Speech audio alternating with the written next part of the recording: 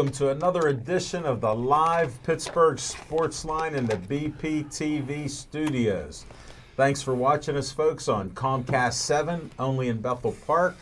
Thanks for watching us on Verizon 32 in Bethel Park and the surrounding area, all the way from Nemacolin to Cranberry, Wexford, and all points in between. We appreciate it. On Facebook, we've been fluctuating. We got 6,855 likes. We've been up to as high as 6,861. So thanks for watching and liking our page on Facebook. We appreciate that.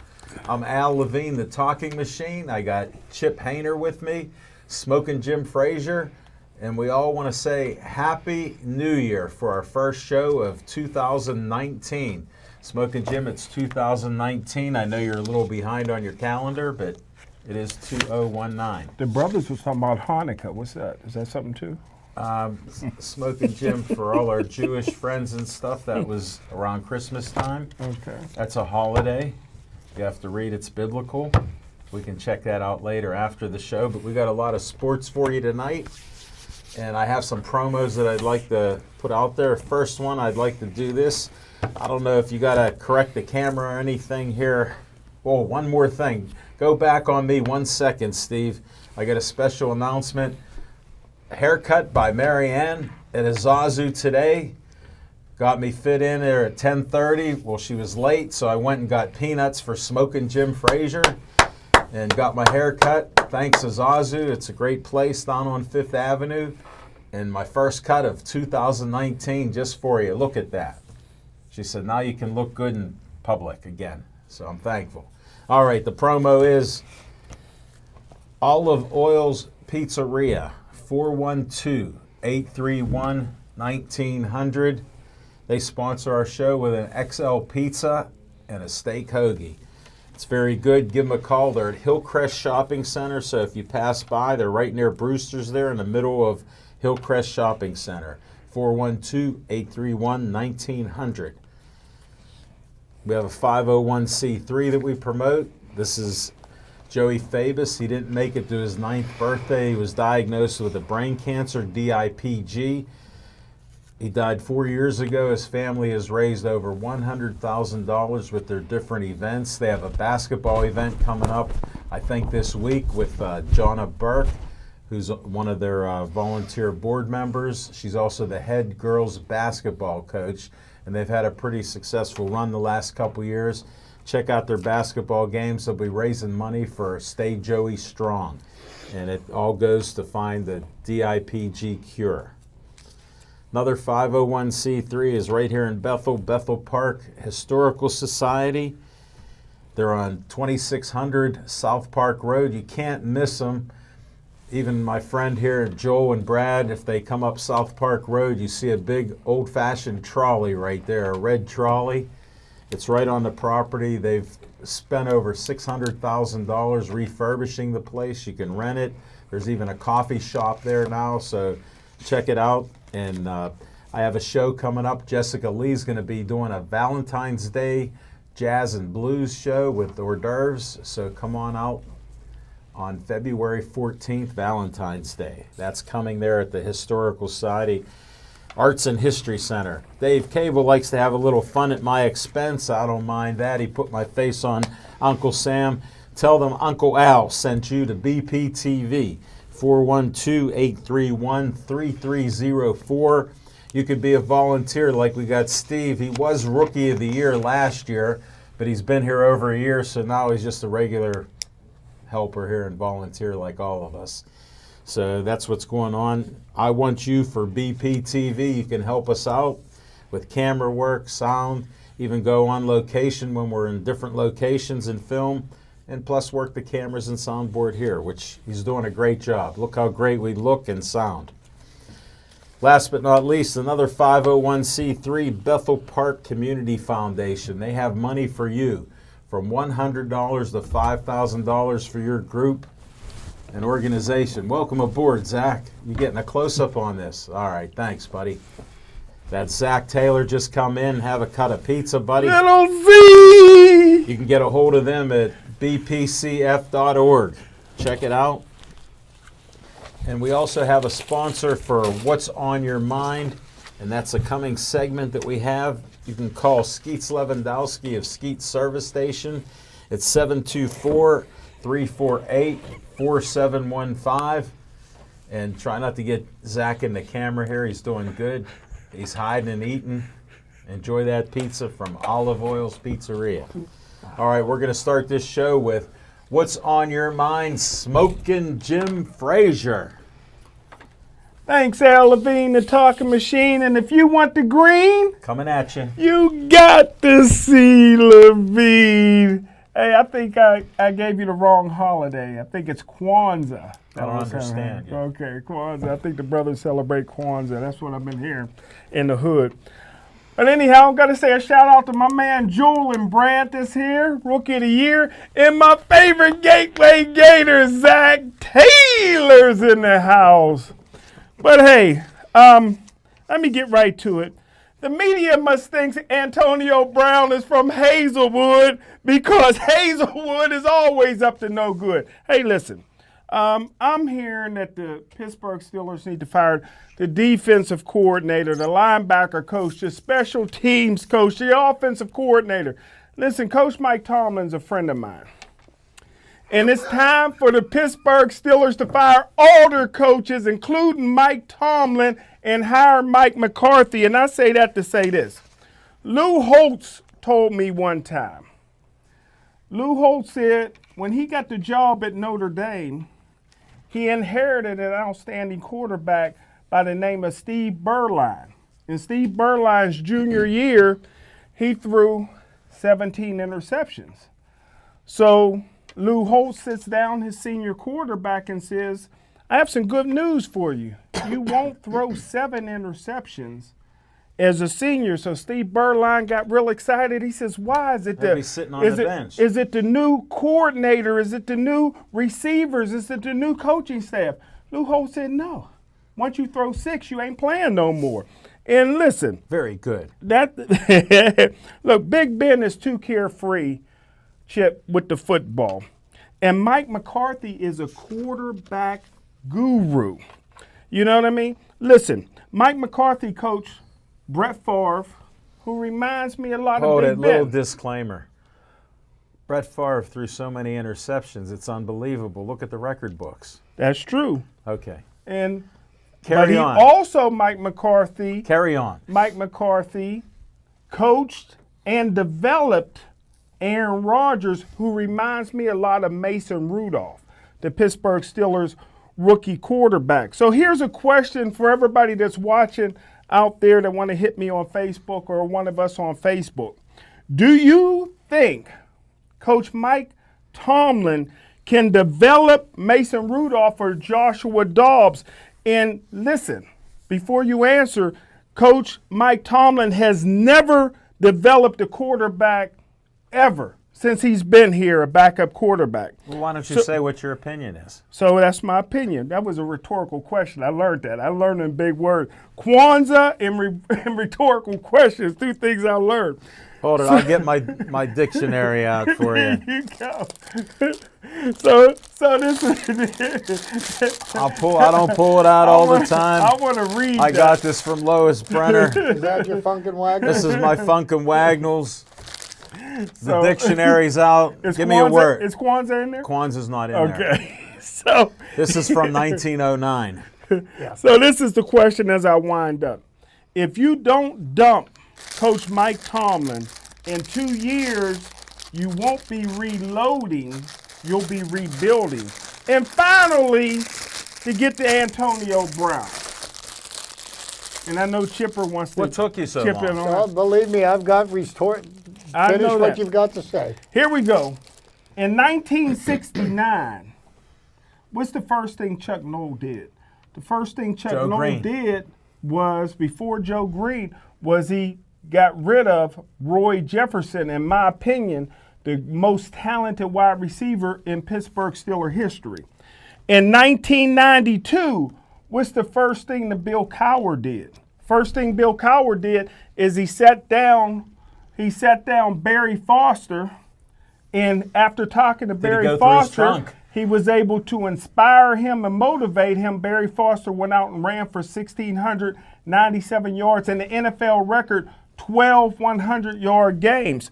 You hired Mike McCarthy. The second thing Bill Cowher did was he cut Huey Richardson, a first-round draft choice. So now, finally, Mike McCarthy comes in. If he sits down and talks to Antonio Brown, maybe hearing a different voice, the same message from a different voice, will help Antonio Brown. If not, you can trade him. But either way, it's time to bring in Mike McCarthy. If not, the Pittsburgh Steelers will finish last in their division over the next several years. And that's what's on my mind. Thank you, Smoking Jim Frazier.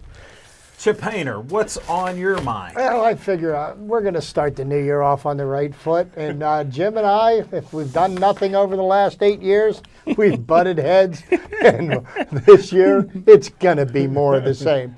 But first, I want to wish everybody a happy new year. I hope everybody's holiday season, whatever you celebrate, was a joyous one. And I hope everybody a healthy and a prosperous new year. Okay? Secondly, 46 days. 46 days. Pitchers and catchers report to spring training. Pirates are in minicamp right now. A lot of good things going on down in Bradenton. And I'm excited. Next, to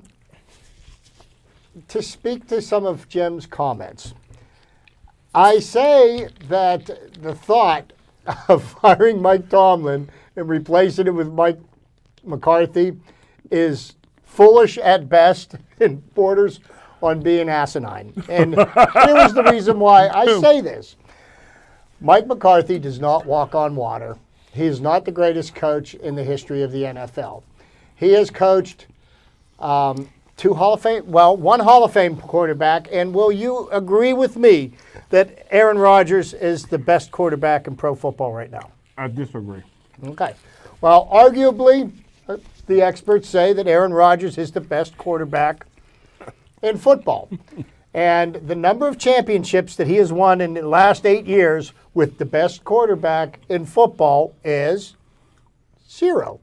So, here is a man who failed as a head coach in Green Bay in one of the most storied franchises with one of the most stacked rosters available, and he somehow has seen fit to come up miserably short. Now, Mike Tomlin does have his shortcomings, and before I get into Mike Tomlin, let's go back to Bill Cowher. What was the first thing that Bill Cowher did in 1992 when he took over for Chuck Noll? He won with Chuck Noll's players. Heard that one before, Jim?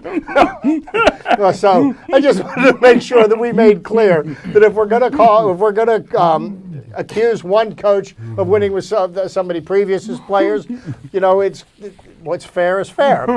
Secondly, changes need to be made for the Pittsburgh Steelers, and I know I've asked Jim this question over the last course of the football season, and I asked him, and I said, looking at the Steelers' defense, do you think that's a schematic problem that they have, or is it that they just don't have the right players to fit into the scheme? I think he answered yes to both. And he actually said the defensive scheme is not what the problem is. It's the players that are trying to play it. Yeah. Okay, so that tells me that maybe not Keith Butler may not be a viable candidate to be fired.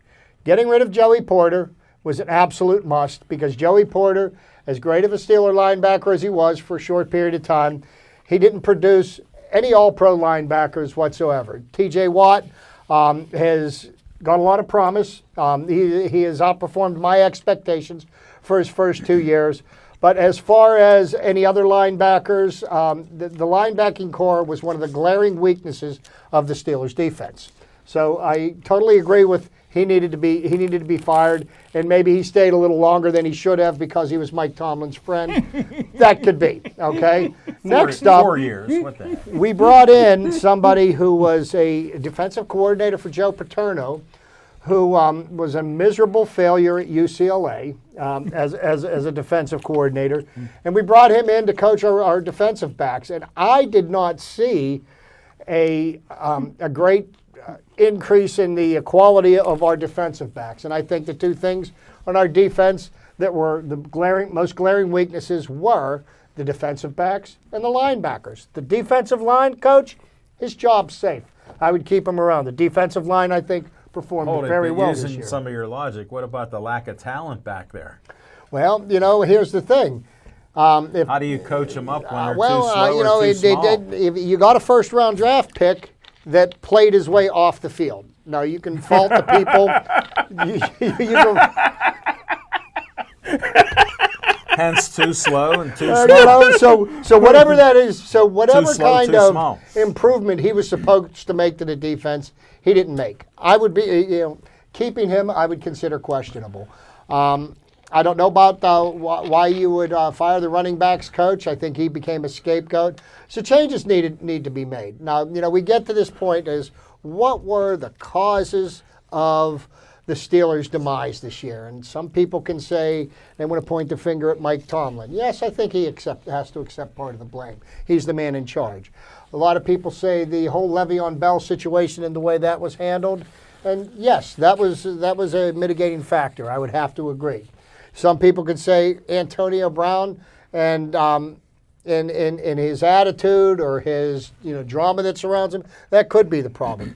But here's what my thoughts are. I think a bigger part of the problem with the Pittsburgh Steelers this year was the guy who claims that he's the leader of the team, but he's a leader in voice only, and that's Ben Roethlisberger. I think he was a big part of the problem. I think he needs to focus his energies on playing quarterback and helping the Steelers win football games. He needs to do away with the radio show that he does, because all he does is he creates animosity amongst his teammates because he throws every single one of them under the bus every chance he gets. And that right there, when he does that, he loses the locker room. And if you don't have the players respecting you in the locker room, they're not going to put out for you in the field.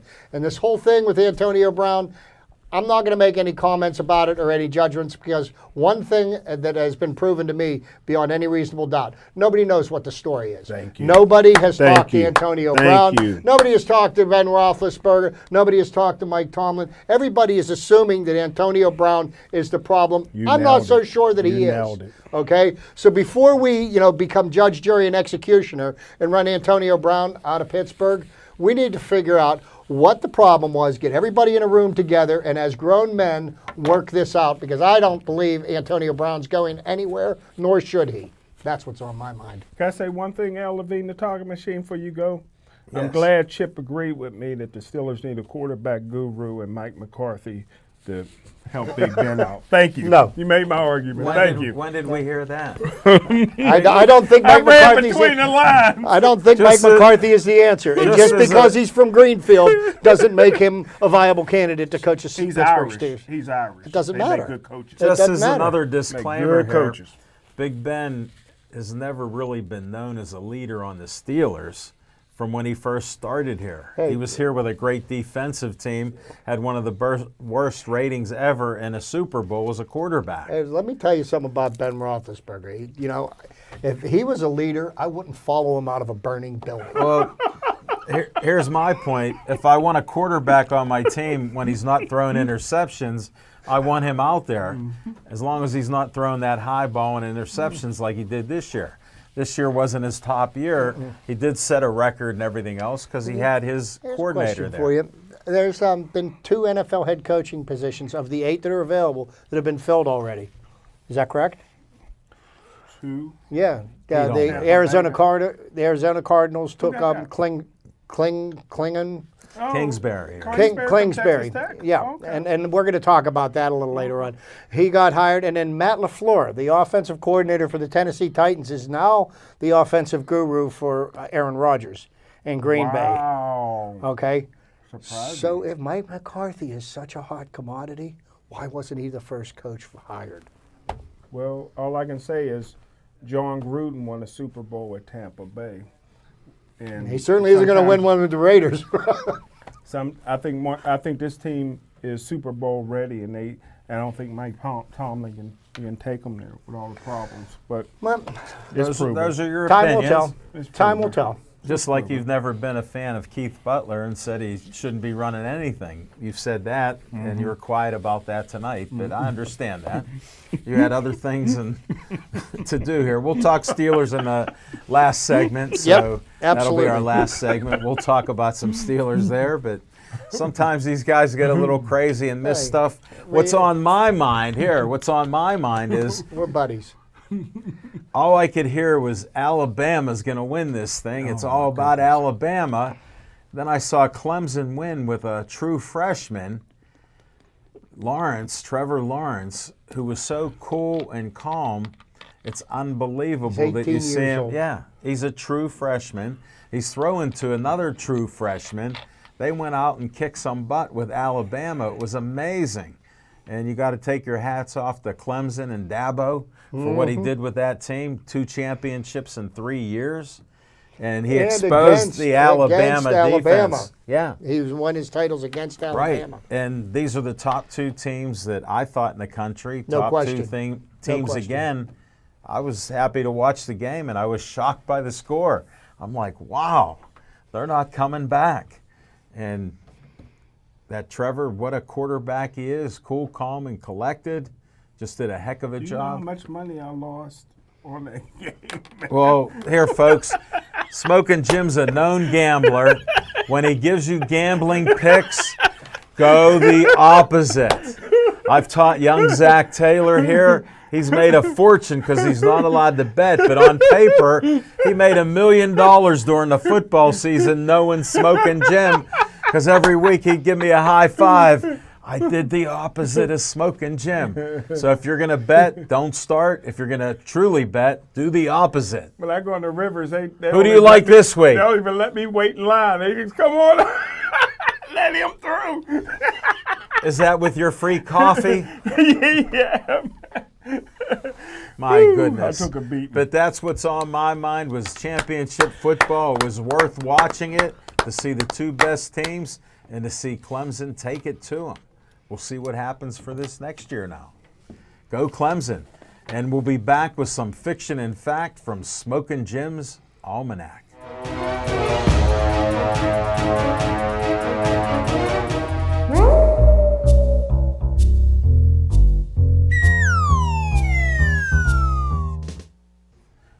Thanks, Al Levine, the Talking Machine, and Chip Hayner.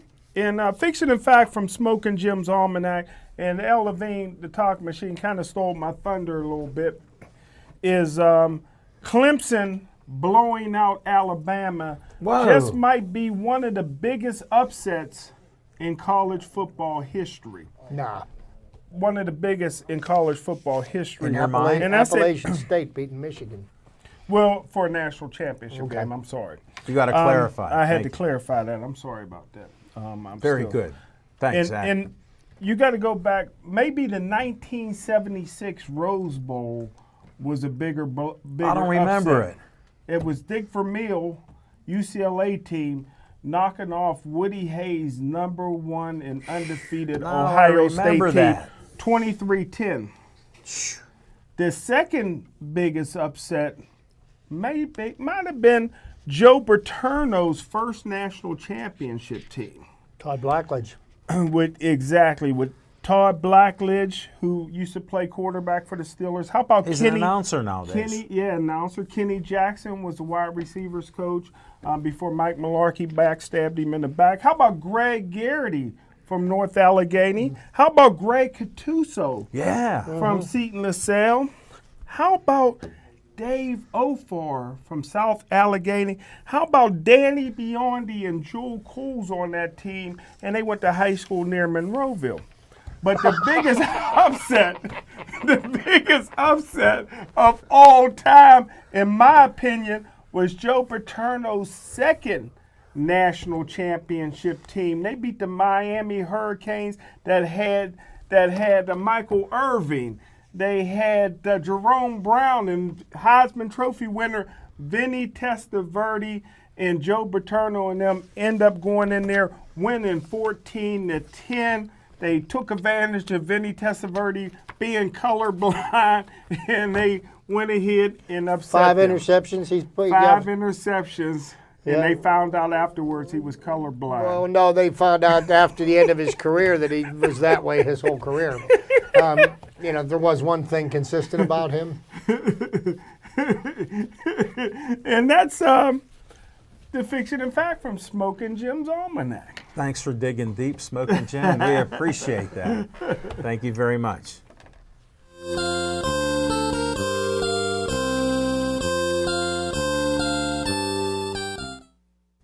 Well, good evening, everybody, and welcome to my trivia segment.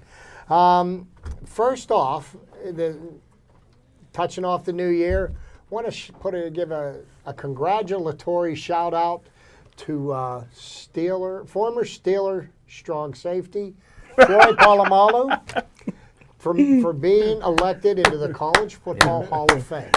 I know one day he will have that gold jacket that he will not buy. And he will get elected into the Canton, but not yet. But congratulations, Troy. A lot of great things. Need more Polynesian players in there. What I'm going to discuss tonight in my trivia segment, and I watched all 4 NFL games this past weekend, and one of the things that I was so joyed to see was defenses in the NFL are alive and kicking. And defense really won the day. I didn't see a single game with a basketball score. So I saw 4 games that were really a joy to watch.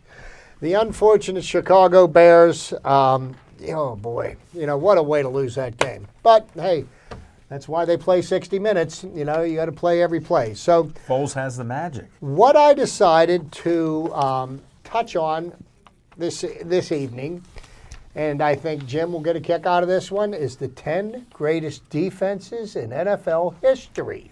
Wow. Okay, which I'm sure will differ from the top 25. The top 25 that Jim's going to start with 10Q and then work his way backwards. But, okay, there are great NFL defenses that have spanned several seasons, including the Doomsday Defense and the Steel Curtain. And there have been defenses that have gone above and beyond for single games. However, in determining top defenses of all time, it is best to go by individual seasons. In compiling this ranking, one most factor in both statistics and postseason play. With these in mind, here are the 10 best defenses in NFL history. We will start with number 10. The 2015 Denver Broncos. The Broncos defense delivered time and time again as they won Super Bowl 11. They won 11 games by 7 points or fewer on their way to Super Bowl championship. The top-ranked defense in the league during the regular season. This unit saved its best for last. In 3 playoff games, the Broncos allowed just 4 offensive touchdowns while forcing 7 turnovers, picking up 14 sacks. League MVP, crybaby Cam Newton, and the rest of the Panthers offense found out just how good Von Miller was. Yeah. Number 9, the 1991 Philadelphia Eagles. Having lost quarterback Randall Cunningham to a knee injury for the season in Week 1, the Eagles defense banded together, led the league in both passing and rushing yards allowed. They lost to the Cowboys late in the season, prevented this team from making the playoffs. Tragically, defensive tackle Jerome Brown died in a car accident in the offseason, and the defense was never the same. 2008, Pittsburgh Steelers. Whoa. Dick LeBeau's finest defense led the league in yards and points at just 13.9 per game. A 99-yard interception return for a touchdown by James Harrison in Super Bowl 43 proved the difference in the Steelers' victory over Arizona. And this is one that's not talked about very often, but number 7 on the list would be none other than the only undefeated champion in NFL in the Super Bowl era. The 1972 Miami Dolphins, no-name defense. They should be higher. They led the league in points and yards allowed. This unit was the foundation of the only perfect season in the Super Bowl era. Number 6, Jim will like this one, going all the way back to one of Vince Lombardi's teams, 1962 Green Bay Packers.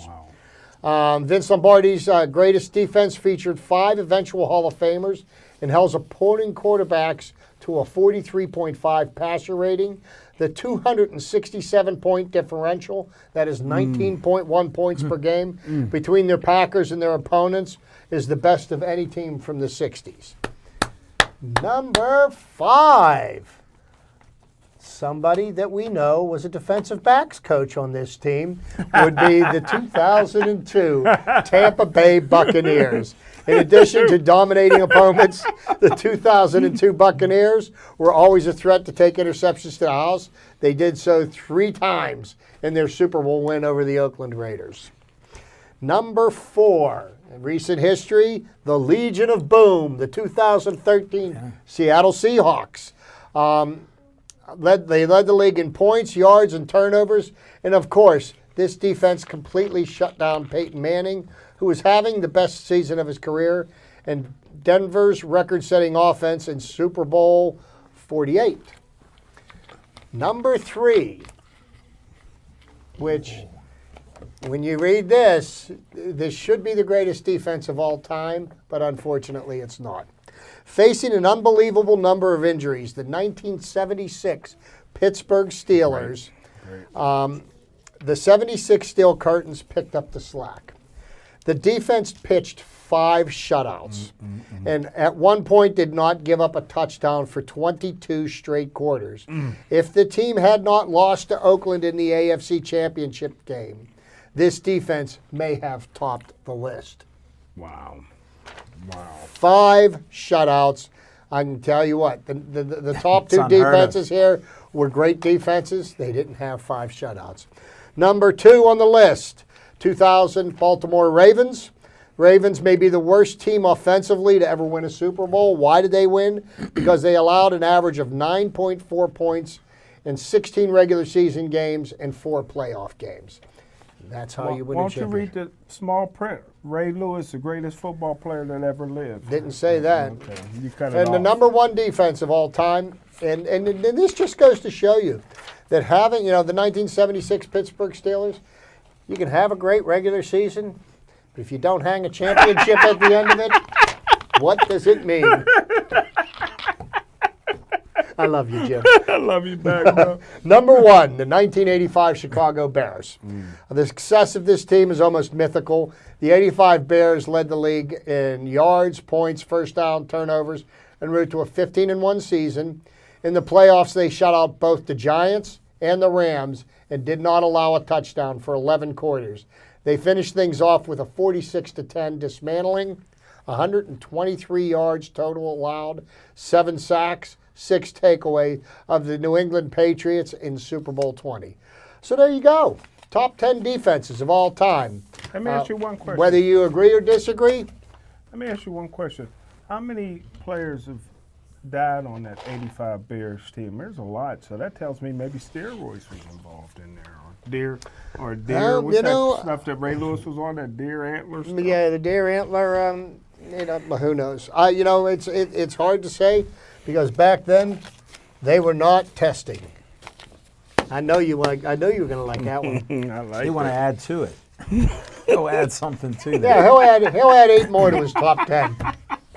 All right, enough questions. Thanks, Chip. Appreciate that.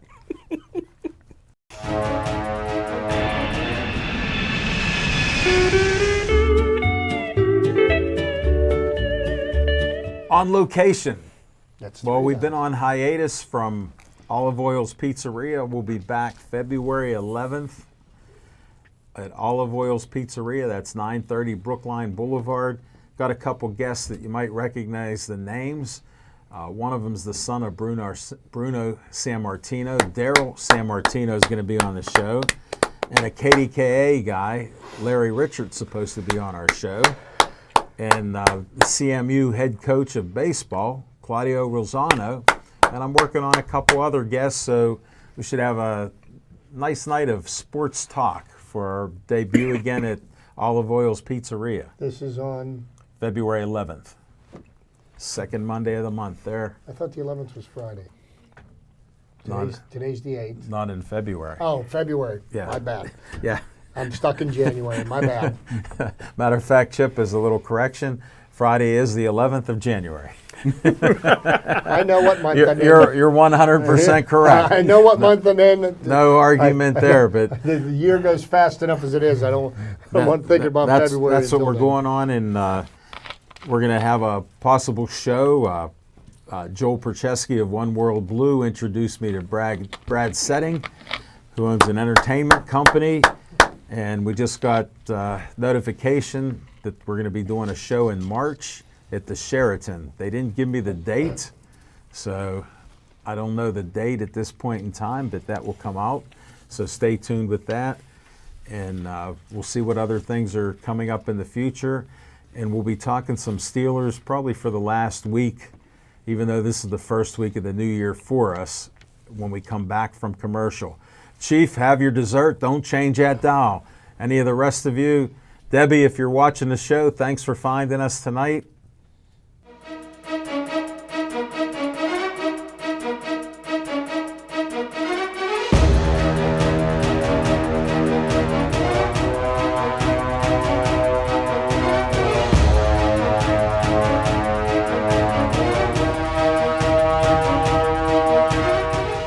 Right? All right, we got a lot of drama going on here in the studio, and Never. there's always some drama with the Steelers. You hear all these rumors about them trading Antonio Brown. Why trade him? What are you going to get for him? What's the point of it? Who's going to accept a $17 million contract and pay for it the next 2 years? That's one of the other issues you have. How many draft picks are you going to get? Number one, number two, what are you going to get? Here's what. So, I will give you 21 million reasons why the Steelers are not going to trade Antonio Brown. That's the cap space. That's the cap hit that they'll take next year if he isn't here. And there's no way that the Steelers are going to handcuff themselves like that, especially considering the fact that they're getting the $14.5 million that they had set aside for Le'Veon Bell this past year. So they actually have a chance if they spend their money wisely and draft intelligently. They could repair what's wrong with the defense. Free agent acquisition or something like that would be a big help, because the Steelers, regardless, they need inside linebacking help. Vince Williams is a nice piece, but he isn't somebody you build around. And, T.J. Watt has been tearing it up on the outside. And Best linebacker in Steeler history, in my opinion. But let me ask you guys a question. Why did the Pittsburgh Steelers fire their running back coach? I thought the running backs did pretty good. Yeah, well, 31st in the league. 31st in the league was their. That's why. Their running. The running back went to the Pro Bowl, Connors. Bottom line is, we're ranked 31st in the league. Can I repeat that again for you? Well, your run coordinator is Mike Munchak, but if they don't run the football, he's a lineman. He's the offensive line coach and the run coordinator. Oh, really? So if you're not running the football, you can't blame the running back coach. Okay, so why don't we talk about the person who believes that they're the offensive coordinator that wears number 7? Yeah. Okay, he decides. I heard this about the separation between Mike McCarthy and Aaron Rodgers. That Mike McCarthy would call a play and Aaron Rodgers would specifically run a different play. Okay, so you've got the inmates basically, leading the asylum. Well, 5,000 yards, he earned it. Yeah, 5,000 yards. But you know what? I mean, he didn't make the playoffs. So just passing for 5,000 yards to me means absolutely nothing, because what did it get you? It got you some nice statistics. Here's what I worry about is a statistic: interceptions. There you go. Well, here's where everybody's missing a boat, and that was Which boat? And I was on KDK radio, and all the brothers wanted to run me out of there because I said you got to fire Coach Tomlin With good reason. Well, listen, you may have 2 years left for outstanding seasons with Big Ben. After that, you're either going to be reloading or rebuilding. And Coach Mike Tomlin's strength is not offense or the quarterback. You got Mason Rudolph. Who's going to develop him? Dawes looked like he never played a down the quarterback in his life when he got in. That's on the head coach. They have nobody there. Except when he threw that 22-yard pass. That was good. But after that and before that, he looked horrible. So you have to bring in a quarterback guru like Mike McCarthy, who's Irish, and the Irish got the best coaches. Well, you know what? See, and my disagreement with that is he failed in Green Bay. He won a Super Bowl. So he here, beat no, the Steelers in the Super Bowl. Yeah, how many years ago? We'll talk Coach Tomlin. 8 or 9 years he ago. beat Coach So Tomlin. this is what I don't understand about the NFL, and I'm glad you brought this up. Why do we keep on recycling people that have failed in one place after another? Look at Bruce Arians, okay? Greatest coach. Genius. He failed as a head coach in Arizona. Two-time NFL head coach of the year. Here, How Chip, many championships did he win? Chip, let me explain this to you. It's called a good old boys network. But no, They like the people that are in for this team, that team, Wait, and but the other, listen, and they recycle them. the guy that No, just that's got why. hired as the Arizona Cardinals that's why. head coach. What is his name? Kingsbury. Kingsbury. Yeah. Kingsbury. Okay, here is a guy that got fired from Texas Tech this season. Okay, then he took an offensive coordinator's position with USC. yeah. Okay, for a couple of months, and now you think he's the solution to your problems in Arizona? that's wrong. When I agree with that. why do we do this? Why do we take one coach from one But organization you comparing and apples, switch it? you comparing apples and oranges. Mike McCarthy got 135 victories. You What's know he how done? hard that is in the NFL? What has he done lately? What has he done? Here's what he did lately. He took a team with the best quarterback in football and got fired. Well, because the quarterback's not listening to him, just like the team's not listening to Mike Tomlin. I guarantee you, if you bring in a new general, Mike McCarthy, number one, listen, here's the problem with the Pittsburgh Steelers. I'll make it real quick. They're not giving Coach Mike Tomlin a budget for the assistant coaches. Most of his assistant coaches look like interns. Mike McCarthy will come in with better assistant coaches because he can negotiate that when they hire him. He'll bring in, trust me, Big Ben won't be acting up because he'll be developing Mason Rudolph, and in 2 years, Mason Rudolph be ready to start. One thing you keep overlooking, though, okay? No, I ain't gonna Look at you think Mike Munchak, you don't think he is about probably the best assistant coach in the NFL right now? Yes. Okay, well, That's- somebody named Tomlin hired him. Yeah, I'll give you that. Okay, I'll give you that. and I mean, so I totally disagree. I don't think Mike. That's Mike, one. I- Can you Mike- name no, anybody else on that staff? I that's do any not good? think Mike McCarthy is the answer to our problems. I think the problems that the Steelers have, they can fix. That's my belief. You're prejudiced against guys from Greenfield. That's all it is. You never liked guys from Greenfield. It's like me with Clareton. See, but the thing is, if he would have grew up down the hill in Hazelwood, he'd have been good. Should have lived closer to the river. Hazelwood is always. I don't believe Sorry, McCarthy. folks, they're getting crazy here. But no, It's seriously. the first show of the new year. They're reacclimating their opinions. Problems with the Steelers this year were many, and to try to point the finger and say it's one person's fault, they're Here's one of the things you haven't talked about. There used to be great leaders in in the the locker Steeler room. teams. We don't have that anymore. We know, and when Mike coaches Tomlin won. took over What? control of the Steelers, there was a lot of veterans, and that Well, Jerome Bettis had made comments before when they asked how he handles things. He goes, I handle it before it goes to Cower, so it doesn't go to Cower. Now, what kind of guy on the team is telling you that today? too many eyes. Right. Everybody's worried about marketing their brand, going on All the Facebook social media. Live, getting on social Twitter. media. Like one of the things that really kind of showed you how much the Steelers locker room, there was no leadership in it, when it was determined that Lev Bell was not going to play. And they went over and they raided his yeah, locker. I agree with and that. they recorded with that. That is so I disrespectful. agree. Regardless of what Lev Bell's done, if it's a business decision or whatever, that was his property. Yeah. They had no business Well, putting their hands on that. And that's agree with just that. Here's a what- complete here's lack what of I respect even for noticed. everything about it. They threw Le'Veon Bell under the bus, Yeah. talked bad about him, and he wasn't even getting paid for the whole year. Yeah. They didn't do that to Antonio, Yeah.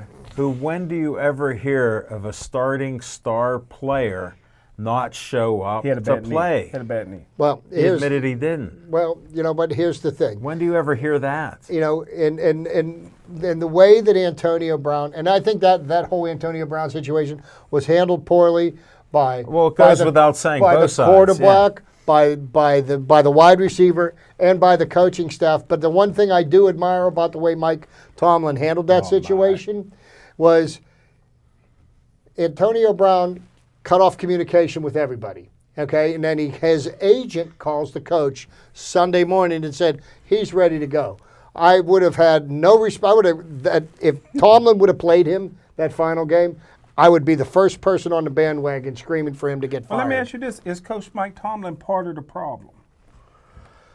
Well, And that's a yes. Now, let me just say this. Coach Mike Tomlin won a Super Bowl with Bill Cowher players. Maybe Mike McCarthy can win a Super Bowl with Mike Tomlin players. You know what? That comment that Tomlin only won with Cowher's players, I've never heard a bigger load of crap in my life. It is not. It is not. You're never going to get me to believe that. That is.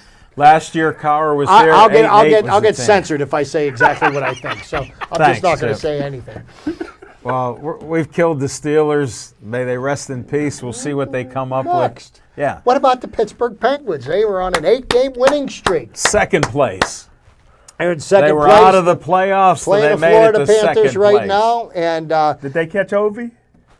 No. they're 2 points behind Washington right now. If Washington loses tonight, we win. We're tied for first place with them. That's what could happen. But big yeah, if. quite the turnaround with the Penguins, with the different players, the different scoring. I'm telling you where the turnaround came. Matt Murray is healthy, and he's been 7-0. Smith has played a good. He's been 7-0 in his last 7 starts. Right. And that's the difference in Pittsburgh Penguins right now. Why don't they just tell people in the beginning of the season, hey, look, you know, he was bad. Good point. He was bad, but he was hurt. Good point. Okay, there's a reason why he was bad. Plus, and he of got course concussed. Of course, the players want to play. That's all they know. They know that I want to be out on the ice. I want to play. I want to be with my teammates. And at some point, somebody has to protect them from themselves and let them get healed up. He's healed up, and Pittsburgh's up 2-0 right now on the Florida Panthers. Let's hope they can hold this. Let's hope they can do it. Got my fingers. Matt Murray's in the net.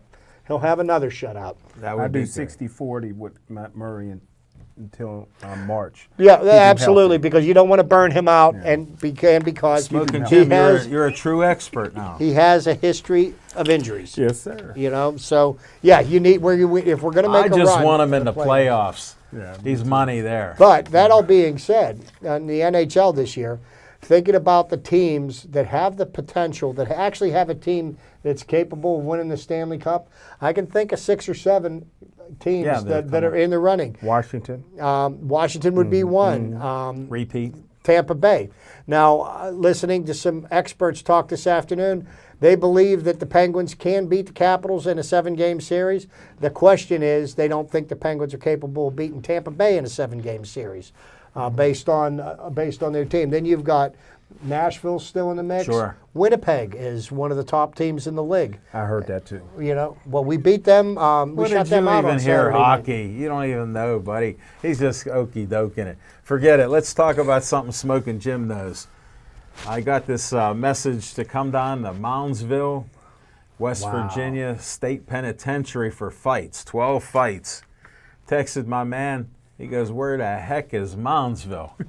So it said about an hour and 8 minutes away. Took us about an hour and a half because we had a problem. For some reason, you know how gloomy it's been this winter. We've got a little taste of winter, but it's been chilly. But there was sun on Saturday. Chip, this was unbelievable. He picks me up in my house, and we're getting ready to go on 79, and he's weaving all over the road. He goes, Taco Machine, have you ever seen the sun out like this? I go, my whole life it's been out like this at certain times. What's your point? Put your visor down and look. He did. He swerved some more. I go, my man, just pull over. He goes, no, we got to go. I go, well, please drive safe. The sun, he goes, you know we're going west. I go, I know, right into the sun. Who's that? Is that Jim? Yeah. Well, Yeah. Let me just give you a quick synopsis of Jim Frazier driving anywhere. You ever see the Mr. Magoo cartoon? Road hog. Well, he's over one lane. He's over the other lane. We made it there safe. We get to the state penitentiary. It's closed. Now it has boxing in there. I thought he was starting to sweat a little bit. No, he goes, you see those gun turrets up there? He goes, they probably were shooting at the neighbors there. I'm like, where do you even come up with this stuff, shooting at the neighbors? He goes, well, look at these houses. They're maybe $5,000, $10,000 houses. They're not shooting at them. It was a previous life. Well, then we pull in. He pulls in right before you get to the penitentiary. There's a wide open area. There's a couple people all dressed in black, one in a wheelchair. And I go, I guess they're going to the fights. Well, they couldn't get in that way. So then I go, let's go down the street. Let's go down. It's like a block and a half long. Smoking Jim's getting impatient. I pull down my window. There's a couple other kids. I go, hey, where do you get in? They go, I don't know. We tried to get in the middle. We couldn't. We're coming down here. I go, there's no entrance down there. I go, probably the other end. Finally, we get around, ask a couple guys at this entrance, hey, they have fights here. He goes, who wants to know? So they had fights there. What a night of fights we saw, Smoking Jim. Nice crowd of people. Unbelievable. Mike Murray, Jim Frio, Tom Wilson, they put on a heck of a boxing match and MMA fights there. Who would think? They even fed us, had a good meal. Yeah. Yeah, the bologna sandwich. Oh, better than that. Two of them. The ring announcer gives L. Levine the taco machine a shout out, but he's on the other side of the room with Joel, talking to Joel. So he missed the shout out. I know. I had to thank him for a nice shout out that we came down. Mike Murray, thanks again. But it was a great night. Keontae Irving knocked his guy out in about 30 seconds. How about the Pittsburgh and then Bull? the Pittsburgh Bull, our man, was on our show lately, Michael Manna. Not only does he have a strong, powerful right hand, we always tell people he's looking to load up and knock you out. He knocked this kid out in the third round with a left hook that knocked him off of his feet and onto the canvas. It was so powerful. I told him afterwards, I go, man, we only thought you had a right. He goes, how was that left? Yeah. He buried this guy, perfect hit to the jaw, took him right down. And that Moundsville Penitentiary is known to be haunted. They had Ghost a reality. Hunters Ghost show. Hunters was coming in At 10:30. afterwards. Who was in there before Manson? Yeah, down the street he What was grew his up. name? Charles Manson, Charles the murderer. When I got home, I took a few ghosts. My house has been haunted. I've been trying to get the I ghosts understand. out. It looks like you haven't is slept. yours? No, mine's fine. I gave him to you. I said, follow him home My to that community next to Penn My Hills. channel's been turning without me being. Lights been going off and on. What else can maybe you it's make Mike up? Somebody McCarthy. put Christmas lights in my front. What door. else can you make Maybe it was up? Mike McCarthy. What else? But we had a great time. That was They great. invite us to come back again when they have shows I can't again. wait. So it was just a great time. Thanks there. for getting me the yellow wristband too. I wouldn't So have you been able could to eat. eat. Yeah. I know. My man was not going to be able to eat. Best meal we had because it was free. And then they had the execution steps, and they still had the Trap door where they let the guy hang. and the hanging rope was still intact. Yeah, very nice. Yeah. It was Smoking Jim tried to get up there, but he didn't make it. I somehow find that hard to believe. He's a little directionally challenged. Jim's going to keep his hind end close to the ground. But it was a fun night. I clean out my gutters sometimes. Lubomir, the Ukrainian demolition man, had a great fight. Yes. Well boxed match. Hey, So you know, a lot of and- great fighters. We're getting down to the last minute here, and the Pirates are in minicamp right now. Keep your eyes out. If not this year, then next. Cabron Hayes. He is going to Write be that the name down. Pirates' third baseman of the future. They say that they've been hitting balls to him, and nothing has gone past him. Wow. Okay, and he played That in. means he's fielding them, Smoking Jim. He's playing in Altoona. So maybe we go take a up. road trip. Yeah. You know, we'll have to used to drive watch- through. I have to drive through Monroeville to I get used there. to watch the Alaska 22 up there all the time. What was did his you? name? McCutcheon. I yeah. used to watch McCutcheon up there. Wow. Yeah. Thanks, Smoking Yeah. Jim. Jim. Hey, we want to thank you for watching the show. Hopefully we were entertaining for you. Hopefully you learned a couple things, not necessarily from Smoking Jim, except don't bet, or bet the opposite that Smoking Jim promotes. I want to end this show with stay Joey strong.